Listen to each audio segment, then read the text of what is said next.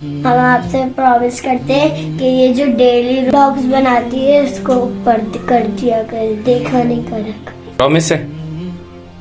हल क्या है? हल ये है कि जब तक आप देखोगे नहीं ना तब तक ये खत्म नहीं होगा।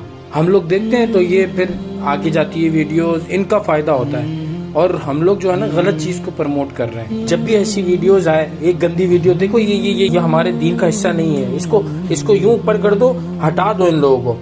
और ये जो है ना अब ना है आपके फोनों में, ये लोग क्या करते हैं, ये मार्केटिंग करने के लिए बूस्ट मार देते हैं, मतलब वीडियोस हर किसी को चल जाती है। तो आप लोग इसको क्लिक नहीं किया करो, जैसी आए ना, हाँ जैसी आए इसको यूं ऊपर कर दो और अच्छी कोई हमारे दीन से रिलेटेड आए वो वीडियोस बेटा देखो, मेरी भी इजाजत है आपको, लेकिन दीन से रिलेटेड जिसमें कुछ सीखने को मिले आपको, ठीक है?